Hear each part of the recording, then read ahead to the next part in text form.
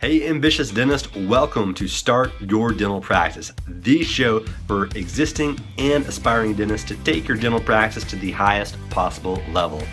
I'm your host, Jonathan Van Horn, CPA and ABV, founder of dentistmetrics.com.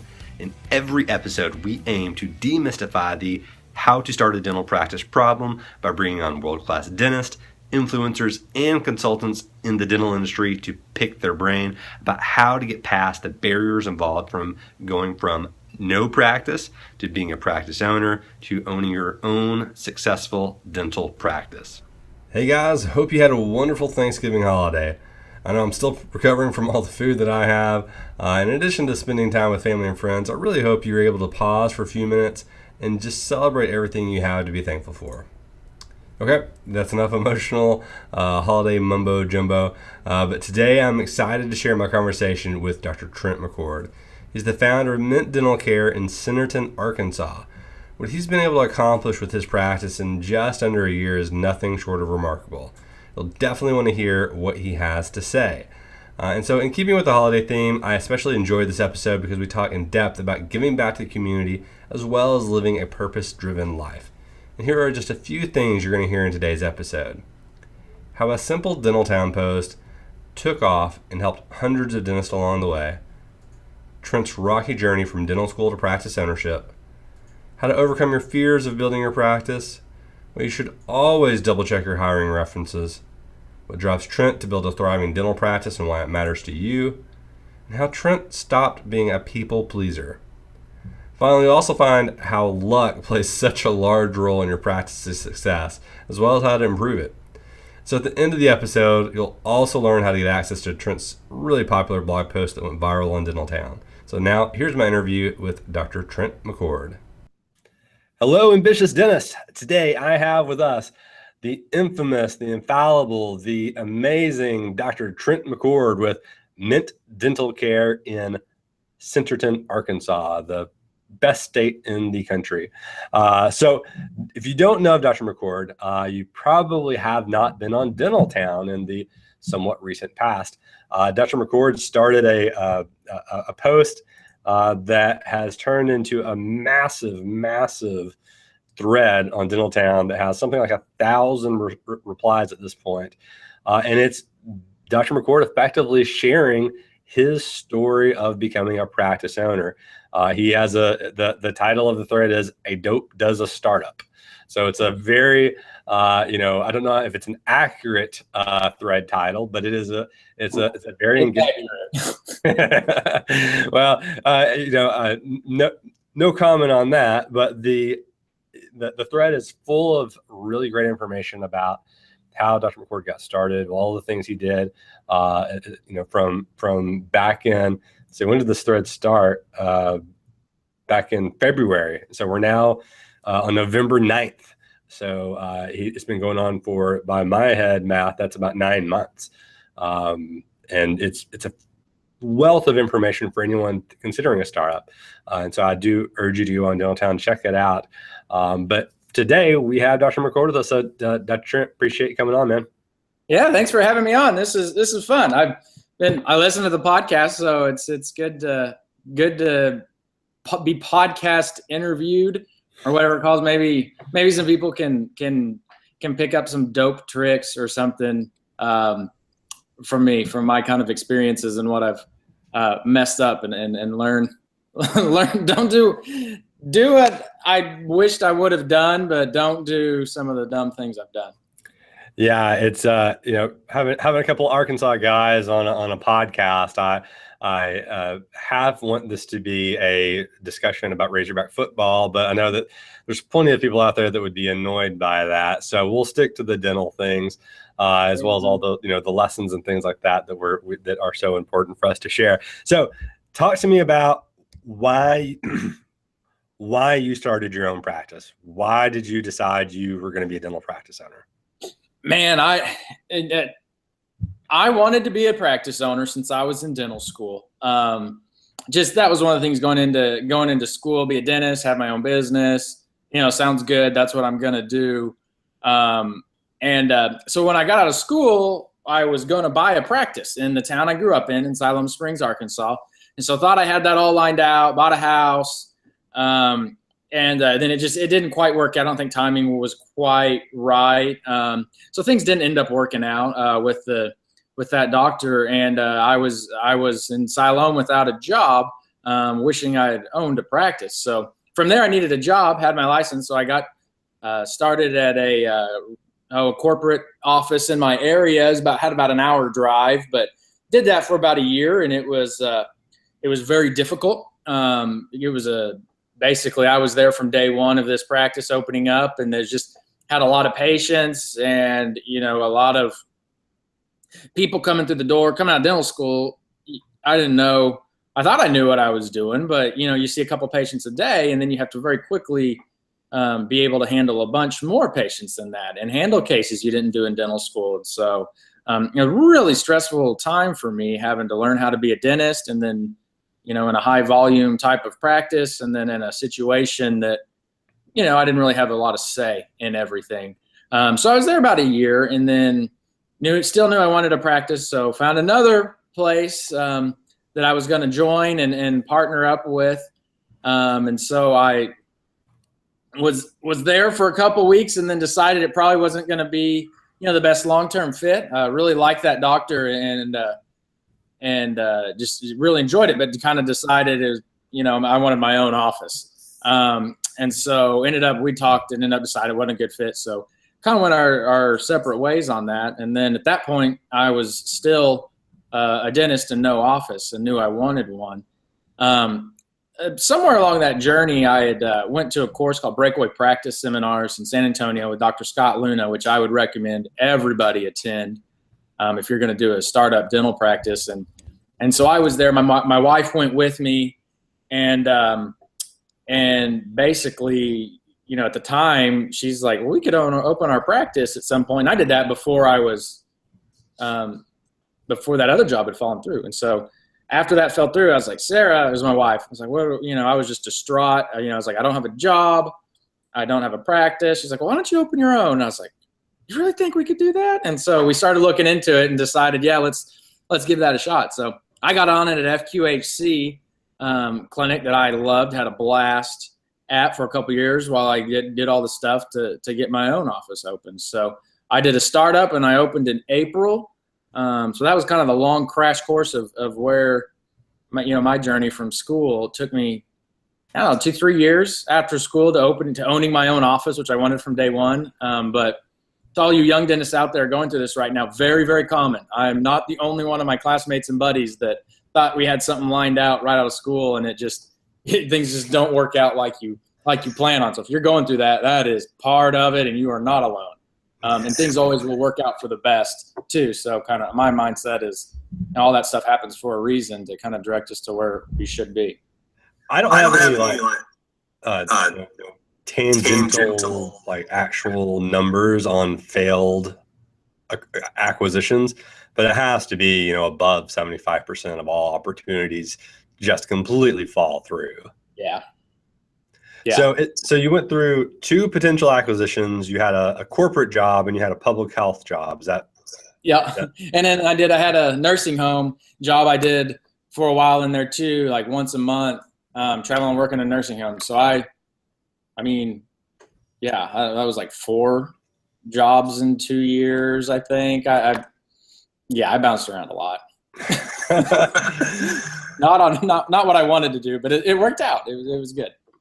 Yeah, and it's fine that people go through those motions. If you have a end goal, then it can be pretty easy to find your place in the world. So, tell me about something had to tell you to go to that Breakaway seminar. What made you decide, okay, let's go to Breakaway and I'll learn about a startup potentially being an opportunity for me? What made you decide to go to that? Yeah, well, when I was in dental school, I discovered Dental Town my 4th year. And then when I was going to buy this practice, I was like, well, I don't know how to run a practice. And I came across, so Scott Luna has a thread. If you really want to read a thread on how to run a business, look up Not Your Average Startup by him, not me, not mine, because mine's like, the dumb guy's version of that. I basically read through that whole thing, was like, my goodness, this guy knows what he's doing, had a lot of success. And then, of course, he was sharing everything he was doing for free online. And then through that, found out he offered CE courses on kind of his systems and stuff he did. So I was like, well, I need to take this course at some point if I'm going to own an office, so I know how to systemize management or manage it and all that. And then, you know, when that first one didn't work out, it was like, well, it's not in the cards right now. And then I actually went to it with that other doctor I was going to join, because I was like, we need to go to this. This is, you know, this is something really good we need to do. So I went with him, and then my wife went. So we went down there and attended the course. And I mean, the plan was to, you know, implement and do it all together until we, you know, decided maybe that wasn't the best fit. Yeah, my wife went with me, which was great. Probably one of the best things ever, because she's can be the more conservative, cautious one of the two of us. I'm kind of the, yeah, it feels good, let's just go dive into something insane. And Sarah thinks things through a lot better than I do. But so having her there and seeing that, and then being the one to tell me kind of when I didn't know what to do, you know, Trent, just let's open our own. You can do it. And that gave me a tremendous amount of confidence knowing she was behind it. Because I trust her judgment more than probably anybody's. And so if she just said that's a dumb idea, don't do it, then I wouldn't be in a startup practice right now. But she did, and I'm glad, because things are going real well, and I've had her unwavering support through it all, even when I've been like, what have I done? This is the worst idea ever. She's been like, just calm down, you're gonna be fine. So that's been good for me. So I can't speak enough about breakaway practice seminars. Everything, you know, I've done essentially goes back to them and what they teach, and you know, how to run a practice, because we're not taught that in school. Sure. So as far as whenever you were, you know, going through the motions to say, okay, mentally, we're going to do a startup, what were some of the fears, and how many times did you say, okay, I'm going to do a startup, then you go, maybe I shouldn't, and doubt yourself throughout that process? Oh man, I mean, the fears were financially. I mean, how much is this going to cost? And I don't have any patience from day one. So what if people don't show up? B was, I mean, guys, people listening, I'm just a guy. Like, I'm not these bright people that just figure things out and blah, blah, blah, blah, blah. Like, I'm very much middle of the dental class, average dude. And it's like, well, I don't know how to run a practice, or are my skills, I've only been a dentist for a couple of years. Is that even allowed to own your own practice at, you know, with my experience level? And, you know, just those silly things of what in the world could possibly go wrong, and then worrying that every single one of those things would all go wrong and then it would all be worse. So those are some of the main fears for me. And luckily none of those have come true. I think with proper planning and, you know, at least trying to be wise about some things, then you can have a lot of success with it. But it was kind of nerve-wracking. I mean, it's not just, you know, walk in the park and a guarantee. There's a lot of risk involved. Oh yeah, absolutely. That's the entrepreneur's dream, is to risk it all, put it all in the middle, and then hopefully get some back. So as far as, you know, addressing those, the fears of not having any patients, how did you try and ensure that you would have patients? I got a demographic report done, and that's one thing I will tell anyone thinking about opening an office from scratch, is that's going to be your most important decision. Is go somewhere where you're needed, because you don't have any patients from day one, and you got to make up that ground from somewhere else where you could be buying a patient load. So I wanted to open up in my own town. Grew up Siloam Springs, small town. You know, there's the dream, go back and open a dental office, and I know everyone in town, so everyone's gonna come see me and be fine, and yada yada yada. So I got a demographic report done with a company called Practice Cafe. They're also doing my marketing, and got that done, and it was all in all of Northwest Arkansas, because I knew I wanted to live here, and it was, you know, I was just hoping it would be, you know, light up Siloam Springs is the best place. Well, I got it back, and it was like Siloam was one of the worst places, because there's not a lot of people here, and by relatively not a lot of people, but a bunch of dentists. You know, one dentist for every 1,500 people or something, and your average income's lower over in Siloam Springs, and all those factors. And then there's a town nearby, about 30 minutes away, Centerton, where I am. It's like 3 miles from Walmart World Headquarters, which is, you know, right in Bentonville, Arkansas by me. And there's one dentist and 12,000 people. It's the fastest growing town in the state, with much higher average income level and employment levels, and just houses going up all over the place, and just really growing fast with a bright future. And it was basically like the 3 greatest spots, 2-mile radii, and the whole map were all stacked on top of each other in Centerton. And so that was like, well, I want to be in my hometown, but I guess I'll go where I'm needed. And now, 7 months in from being open, that was like the best thing we did, because we're right there on a busy road with great visibility, and people come to us because they know we're there and we're close. Like, that's it. I mean, we could be total jerk or anything, and people are still going to give us a shot because of demographics. And people don't want to drive real far. People want somewhere close. So that was the best thing I did. If I had opened in Siloam, I'd be having a lot of trouble right now. So of all the things I messed up, I didn't mess up location, thankfully, because that's important. And if you follow the Dentaltown thread, you'll actually see that, I believe recently you said you're still even 7 months in, you're still doing around 100 new patients a month, more than 100 new patients a month. Yeah. Our best month, we had 122 back in August, and then it's been kind of we've been around 100 new patients a month, and then we added our first hygienist, and that August was her first full month, and that filled up, and then her schedule, so we started filling with perio patients, so there's less room for new patients, so then it dropped, and then we were booked out so far, and then so now we have a second hygienist, and she hadn't even been working a month. I was going to have her work like 1 day a week, and we've made her full time, and she's booked out a couple weeks now. So now I'm hoping we have even more new patients in this month. What are we even in, November? But then, we'll have her schedule filling it with perio blocks, so it's not all new patients, and we'll just have to figure out what to do from there. But it's been great. I mean, we have patients. I mean, we've got people in the chair, and we do a lot of things that aren't efficient and done properly, like from a business standpoint, because that's just not my cup of tea.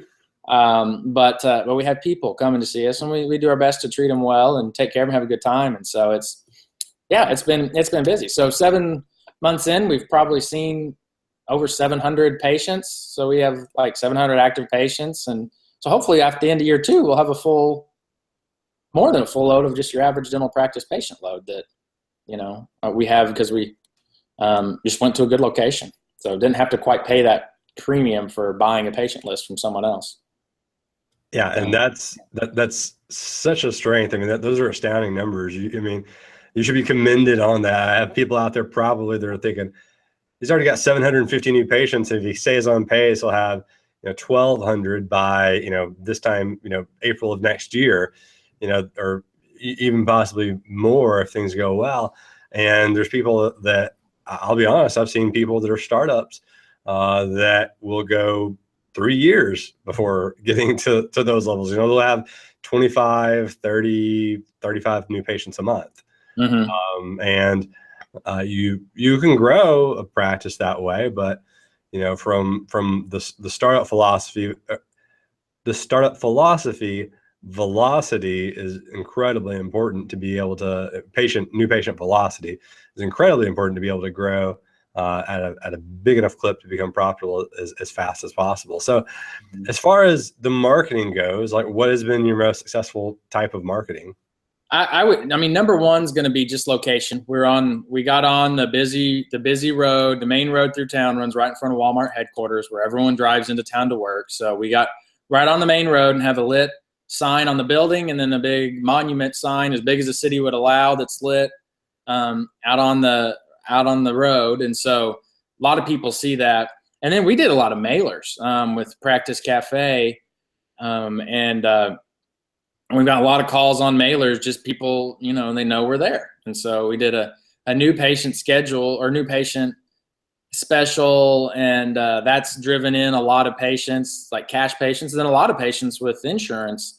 They're not looking for the new patient special because they have insurance, but they call us from our mailer number, and so those have worked well. And then I started a couple months ago doing SEO and pay-per-click through Practice Cafe as well, and that's driven in a lot of calls. I think we're paying I just got my report last month. It was like $17 per call. And I don't remember how many calls we were converting to appointments, but at one point it was like 80%. So I'm okay with that. Yeah. And then we try to be real involved with the community. It's kind of a small town here. So we're doing donations every month.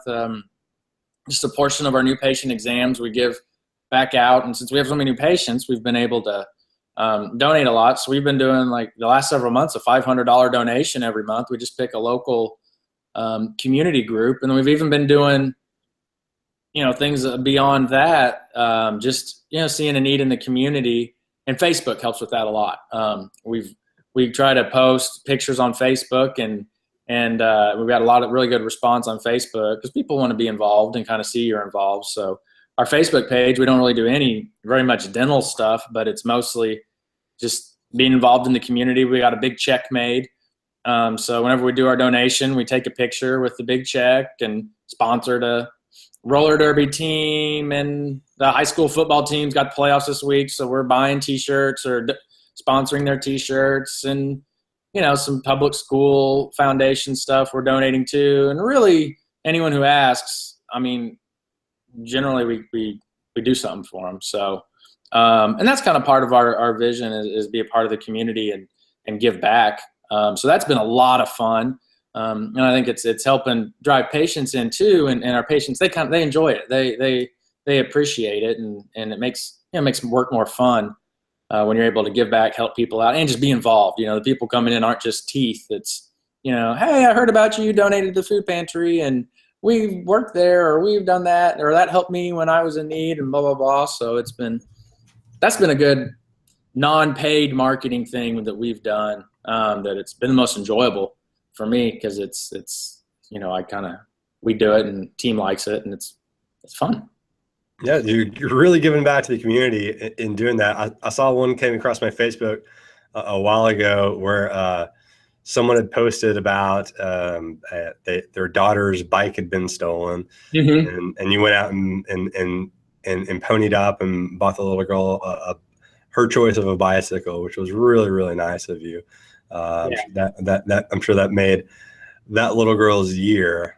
So thank you for that on behalf of the rest of Arkansas. That you're helping people out by doing that, and so that's a fantastic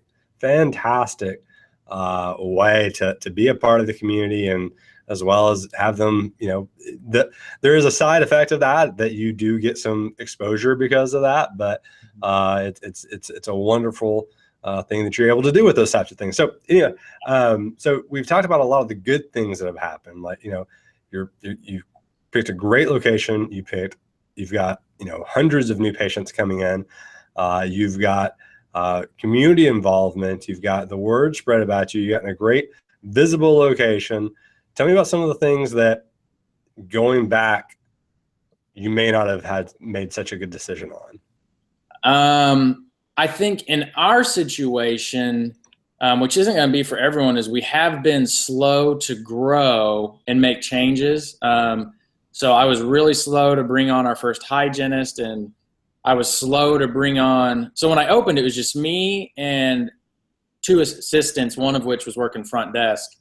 And our first month we had 100 patients, and it was three of us worked ourselves ragged. And I finally brought in someone else to front desk, so I'd have two assistants, and instantly saw a big boost in production and collections because we could do more. But I just waited too long to do that. And then waited too long to do a hygienist. We hired a hygienist, and then, boop, instantly we got, everything boosted up again because it freed up my time. And then same thing with this last hygienist I hired. I waited too long to bring her on. And then it just, every time I've hired somebody, we've seen a big jump. And because one of the things we run into is we're booking out too far, and we're having a lot of no-shows because people having to wait a month for an appointment. So I think that's hurt us. And then, for me, being willing to delegate, I've just been getting bogged down with silly things like podcast interviews. Yeah. So, but like office, I need. I want to do this system, or we need to be better about like an appointment reminder, an automated appointment reminder thing. Like I just have been fretting about that for months, and and just didn't do it. And then finally I was like, talking to my hygienist, I was like, I need this. Like, well, doctor, just let us set it up. I'm like, really? Is that okay? And then so now we got our training on it next week. And, and so I've not been good to delegate. And so with that, it's been a lot of stress, just compounding stress on small things that aren't that big a deal, that it's rolling in my head all the time. And then it doesn't get done. I don't want to do it. And so I just kind of sit around and mope about it and stress about it. And so being able to delegate has been something I've not been good about, that I'm trying to be better about. And then, along those same notes is just office systems type of things, like just being efficient with how we, our new patient experience, how we present finances, how we scheduling recalls to come back, all those things that I've been taught and I know are important, that we don't do it very well. And so we probably have a wide open back door in the practice of patients that are come in and we don't see them again. It's like, oh, we totally forgot to schedule that appointment. And now we don't know, because we've seen 100 people this month and who knows which ones we forgot, but I'm sure we'll do better next month. And so that's kind of where I am now, is in the opening months was just trying to keep my head above water, got very stressed out. And now I'm kind of coming out of that and settling in, and trying. My goal is, just start cinching down some of those things one at a time that I know we need to work on, like asking for patient referrals. Like, we don't do that at all, but I know that's going to be an important thing. And we get referrals, but we're not diligent about asking for it, or reviews, or just using our intraoral camera to show people what we're looking at.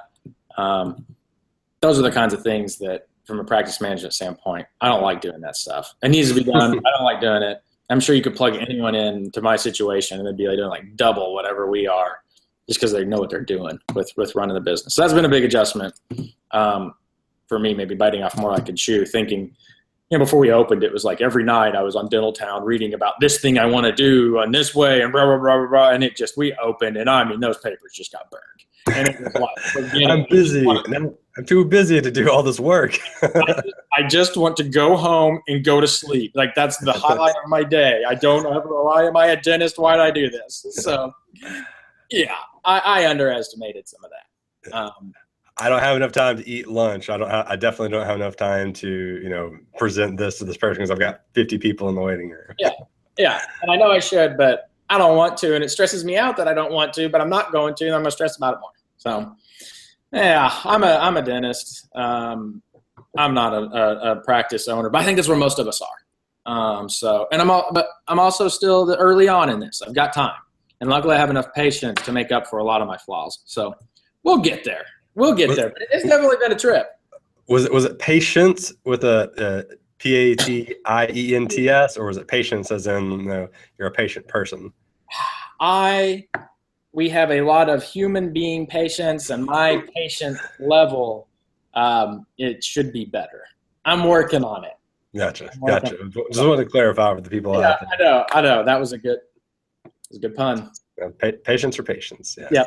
Yeah. So tell me about, as far as being the actual owner, like what have you experienced anything that, before, whenever you were, looking to buy in, that you just thought you may have known, and then you got in there and you're like, I guess the practice management was a piece of it, but is there anything like specific that you got into and you're like, oh, now I see why I've heard other people say this before?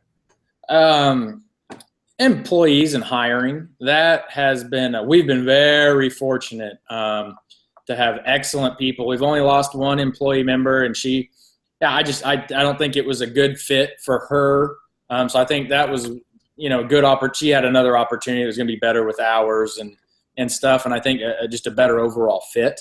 So that's been the only employee we've lost. And we lost on excellent terms. And so she was a blessing to us in our period of growth. So I've been very fortunate with hiring and having just excellent people. Golly, the two I opened with, Misty and Ava, are just, I leaned on them hard, and we worked hard, and they still do. And they've kept me alive, and kept me at it and kind of keep going every day. And then our hygienists have just been, we hired them right out of school, and they're just so good with patients, excited about hygiene, pleasant, to be around, just smarter than I am. And then, we've got another assistant, Jamie. She's our hygiene assistant, and she's right out of hygiene school and just dove in. And, she's been kind of helping with the front desk, because we've been – when our front desk one left, the one we've lost, we had another one lined up that didn't end up coming over. So we were without a front desk employee last week. And so that was kind of stressful. But we got everyone chipped in. We got through it, and that was good. And we found a new one that she's just been awesome. She's been with us a week now, and it's like, okay, I'm glad we found you. So that's all been great. But hiring and going through interviews and picking the right people and actually doing it has been stressful. And then just trying to be a boss and a leader of these people. And several of them are a bit older than me, but all of them, I'm the one that's in charge and the boss and writing the paycheck. And it's like, I'm the kid. Like, I'm a kid. Like, I'm just a dude. Like, that's been tough, having to have that kind of responsibility. And if there's conflicts, or thankfully we haven't had hardly any, having to deal with those. And when we want to see improvements and work on things, being willing to tell people we need to work on things, which doesn't come easy to me. I just want to please everybody, which was a bad idea to be a dentist if you're a people pleaser, but here we are. But so employees I've been blessed with wonderful people, but it's been stressful just having that responsibility, for sure. And I know, like, one day we're going to have something happen. I'm going to have to let someone go, and like, I'm not going to sleep for a month. Like, may that never, ever, ever happen to me. But that's, we'll cross that bridge when we get there. But that's been stressful, having to be in charge and have responsibility. So here I am, a dentist, and then I don't like the responsibility sometimes of owning my own practice, but it's part of it.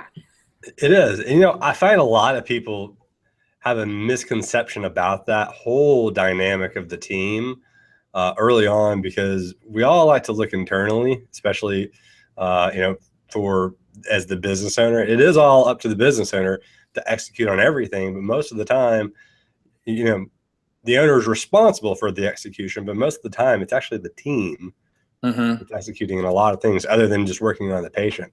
And no one teaches you how to properly do an interview, to be able to ask the questions, to be able to tell if you enjoy being around somebody, or if they're going to be a good front office person, or if they're going to be a good hygienist or a good assistant or anything like that.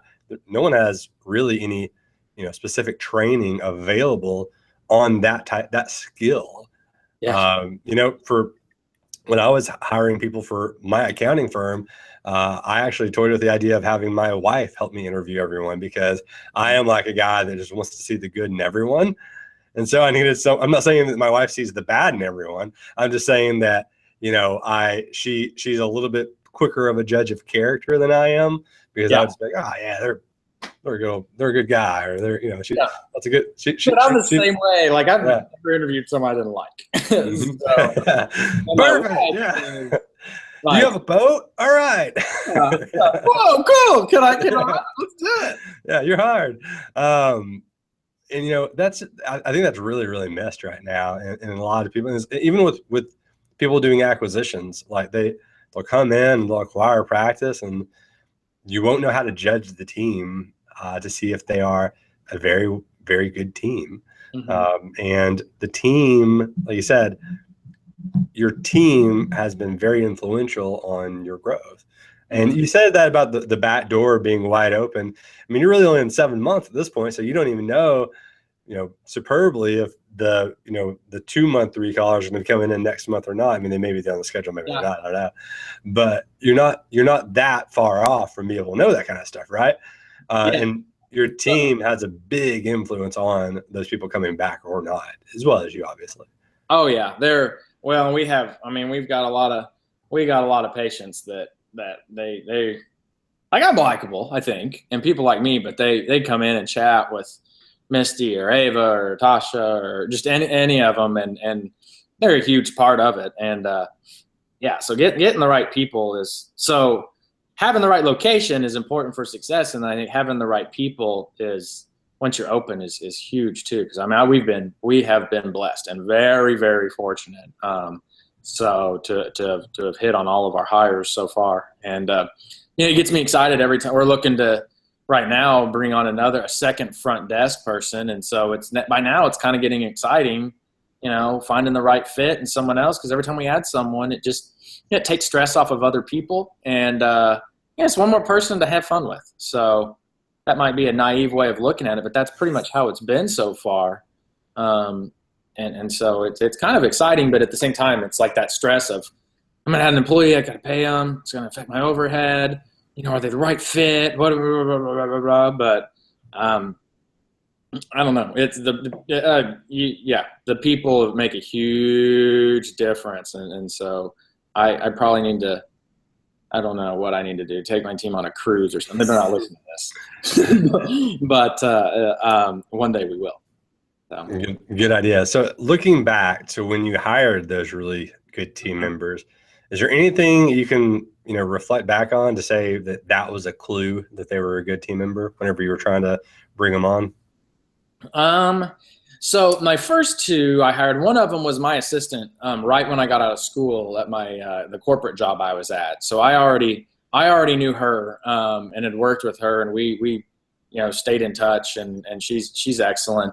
And then the other one was I did interviews with my wife. We met people at Panera. I got took them up there and got them coffee or whatever at 8 o'clock at night when we got off work to try to find the right person. And that's when we interviewed Ava, who's one of my assistants now. And she just, in the interview, she showed up, she held a conversation, and she was confident. I knew, references checked out very, very well. I definitely recommend everyone check references because we caught one recently that was like a boyfriend and a mom acting like references. And so how did you catch them? Well, my wife, I was already to hire her, and because she interviewed really well, good resume and all that. And then my wife called the references, and she's like, man, I talked to them, but they were like, oh yeah, I worked with her in food industry. Definitely, oh, she's definitely reliable. Definitely recommend her. Blah, blah, blah. And then, so we, got on Facebook and looked up the names and the people, and it was like, come on. So I was ready to hire her. And so wouldn't have known if we wouldn't have done that. But interviewing confidence and then from there, the most recent people we've hired, it's basically I haven't done a formal interview really. It's just come in, I schedule them whenever they, tell them a time to come into the office, and they come in, and I try to find a few minutes to chat with them between patients. And otherwise it's like, go meet my team and see what they say, and that's worked well, because I'm not going to hire someone if they're like, nah. So, and we've had some of those, and it's like, okay, well, then we're not going to hire them because I trust them at this point. And of course, 6 people's opinion is a lot more important than just mine, especially when I'm the one that likes everybody. So that's helped out. Check references, and then just how people interview and communicate, and then their confidence level. I mean, the girl we've got at front desk now, she's been doing it a week, never been in a dental office before, and she's doing great. I mean, she's picked up, and I think next week we'll probably just leave, let her go on her own without anyone else up there. I think she's gonna be fine, just because she's worked, she's had professional jobs, she's intelligent, she's confident, and go just fine. Also, a huge portion of luck with hiring the right people. Because nice, sir. I think I see a recurring theme with you is that you're constantly underestimating the skill level you have to get to the point where you are right now. So I'm a firm believer in good luck. Luck is obviously important, but at the same time, there's the old saying like hard work and determination is where success equals luck or something like that. I have to disagree that that quote completely up. It's I get what you're saying. Yeah, it's you get lucky whenever you work really hard. It's funny how that shakes out a lot of the time. Yeah. And like I said, you sorted through a lot of people that didn't fall into the criteria that you'd set. So number one, absolutely check references. Number two, to use Facebook to be able to spy on the references to make sure that they're actually references, like check actually, type Google the name of the reference maybe. I can't believe they shouldn't use a fake name or something like that. And then also make sure your team is involved in the hiring process. If you do that one, make sure you like your team a whole lot before you don't want to, make the masses of the people that of your team be strengthened by an extra bad apple in the barrel. So, okay. So, all that is really important. I think there's a lot of the things that most people don't think about before they go into this process. I mean, everybody thinks like, hey, I'm going to have to hire people, but I don't really know when to hire people. Right. Like, and that's the thing, is that there really is no like completely correct answer of like, oh, right now is exactly the time that we need to be hiring this person. On this day is the day that we start interviewing people. And on this day is the day I think about interviewing somebody. And on this day is the day I write that ad. It's just like starting a practice, right? Like there is no perfect time to start a practice for anyone. It's just whenever you're ready, that's the time. The stars don't align, the Razorbacks don't win, and you start a dental practice, right? Yep. Yeah, man. So there's, I don't know. For me, when you're booked out a month, get someone else in there to help you out if you can. So that was kind of what we started booking out a lot longer than that, and then everyone kind of no-showed. So, but I've definitely been too slow to hire, and a lot of that's because of being timid, and knowing other people have too many employees and too high of overhead, or being afraid of our own growth and not wanting to get ahead of myself and put us in a bad spot. So some healthy timidity, but is that a word? Timidness. It is now. It is now. But we've been slow, and I'll probably still continue to be slow to hire. I need a second front desk employee like right now, but I'm like, well, okay, we're gonna get there. We're gonna get there because I don't want to bring in the wrong people either. So I don't know. Whatever. We're figuring it out. 10 years from now, I promise I'm going to have an idea of what's going on. No, you won't, because knowing your mentality right now is you're going to continue growing. I mean, is there a point where you stop? I mean, do you have some type of something set in line for that? Like, where is Mint Dental Care going in the next 5 years? Oh, man, I don't know. Right now, I just want to get to where we're at capacity, and I'd like to have other doctors in the office with me at some point, just because I miss that. I've had that at other offices, and that was one thing I did not estimate is how lonely I've been. Like, I'm a social guy, and now it's like couldn't get a freaking Matrix band on, a tooth, and it's like, who do I tell that to? My assistant's like, well, that's not a big deal, and I'm like, yes, it is. No one, they don't understand. There's like, I think I missed that canal. We got to refer it out. And they're like, what are you talking about? Like, I don't have another dentist there and also to help when I get behind, or to bounce ideas off of, and all of that. So I want some other doctors there with me that we all just get along and have a good time and support each other. And I'd like to keep growing and be able to, financially get my family at a point where we're, financially debt free, and that's a goal of ours. And then, we want to give back to our community in some big time ways. So I'd love to be able to, be at a financial point where we can really bless some people and do a lot of, fun and cool dentistry. I'm still learning as a dentist. I'm about to start placing implants in the practice. Just am buying a cone beam. Sorry, accountant. I don't know what I'm doing. Hey, you got to be able to check. Let's go buy stuff. Yeah. Just costs more than my house. But so I'm learning, a lot of neat dentistry that gets me excited from a nerdy dental standpoint too. So 5 years from now, I don't know. I want to go to my job and look forward to it in the morning. I want to have a team that looks forward to it, and we have a good time. And then patients that I've been seeing for years that, I get to see them at Walmart, and then, get to know them there. And then, that also, like to have my student loans paid off one day. Maybe a boat one day, and maybe a car with less than 100,000 miles. But I'm not getting picky. It's okay. I like my truck. Lofty goals for a lofty dental practice. You're doing a great job up in Centerton. We're glad you're a friend of the podcast.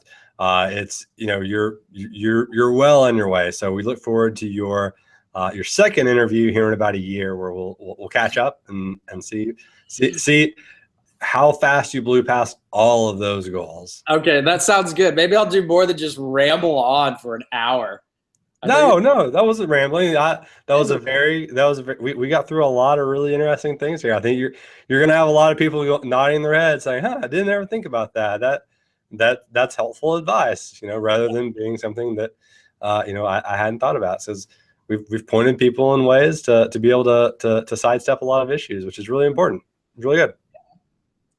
So, okay. Well, is there anything else that, we've talked about that more accurately, is there anything that I haven't asked you that you feel like is important to share with people that are in, either your exact situation right now or the situation you were in a year ago from now? I think for me, one of the big things that's helped me out is I found Dentaltown, and just learning and doing what other people smarter than you that have done it before successfully do. That saved me a lot of headaches, knowing to look into demographics, going to Breakaway, knowing, that marketing is a thing in dentistry and not the devil, like some people in dental school would have said. And so don't be afraid to go on Dentaltown or wherever and learn from other people, and just do what they do. Because if they're sharing it, they want you to learn along those lines too. If anyone wants to call or email me, just a dentist, you don't know if you want to do a startup or you're doing a startup, or you're like, hey, listen to the podcast, I'm a moron too, let's go have a beer. Hey man, sounds good. Let me know when you're in Arkansas. But my email is trentmccord@gmail.com. And my phone number is 405-834-6348. Just, if you want to text or have any questions or anything, I enjoy that. I was talking to a dentist just earlier today that was calling me, asking me questions like through Dentaltown. And so I don't know, that's fun. We're all going through this gig together. I don't mind sharing what I've done and learned from, and I can definitely learn stuff from other people. So that's probably all I would say. Don't be afraid to call or text. So, or email. Yeah. So, yeah. All right, good. Well, guys, I want you to, everyone out there, please do me a favor, reach out to Dr. McCord. And even if you don't have a question, just say thank you for coming on the podcast. He's got a lot of things going on. He's got a young family. He's got, this is actually the day after the election. So, it was a late night for many people last night. When I say the elections, I mean the big one. I think this will probably air in the next couple of weeks, but most of you probably will be familiar with that thing that occurred, that election thing. Guys, reach out. Turmoil. There's something going on out there. Yeah, don't believe what everyone says on Facebook. It'll make you So reach out, say thank you for him for coming on. We really appreciate him giving his time, because as we all know, the one thing we do not get more of at the end of the day is time. So everyone's is very valuable, especially our guests. So thanks again for coming on, Dr. Trent. We appreciate you, and have a good day. Yeah, thanks, man. Go Hogs. Woo. A special thanks to Dr. Trent for sharing some fantastic ways to improve your practice, as well as talking about the importance of community and giving back. Remember, at the end of the day, it's all about improving people's lives. As a bonus for today, Trent wanted to share his extremely popular Dentaltown post, "A Dope Does a Startup." I really recommend you check it out. It's a massive wealth of information. There's some incredible discussion going on that you can really learn from. So to get that bonus, simply text PRACTICE to 33444. Again, that's PRACTICE to 33444, or visit startyourdentalpractice.com/bonus if you're outside of the U.S. You'll also receive updates to the latest episodes of Start Your Dental Practice, helpful tips for owning and running a practice, and promotional opportunities direct to your inbox. So that's it for today's episode, but that doesn't mean that the learning and implementation have to stop there. I've created a free report called The 15 Numbers That Will Make or Break Your Dental Practice. This report has been downloaded over 1,000 times by dental professionals. So if you want your free copy of this report that's going to outline what the most important numbers are in any dental practice, and it also includes how to look at your numbers, how to set goals, has a whole slew of really important information that is the culmination of all of my experience as a dental CPA, then just go to startyourdentalpractice.com/free gift. That is startyourdentalpractice.com/free gift. And so that's it for today, Ambitious Dentist. Again, I'm Jonathan Van Horn, CPA and ABV. I'll see you next week with another world-class practice owner or consultant that will help you start your very own dental practice. Thank you guys so much for being a part of the Start Your Dental Practice community. If you enjoyed today's episode, please do me a favor and go to startyourdentalpractice.com/iTunes to leave your honest feedback and review on iTunes. It's going to help me create a better experience, a better show, a better podcast for you, the ambitious dentist. Your feedback really does help, regardless if you like the show today or not. If you didn't like the show, let me know, because it's going to help me create a better show and podcast for you. Lastly, if you know of anybody that would benefit from today's episode and today's content, today's guest, please feel free to share with them on social media or through email.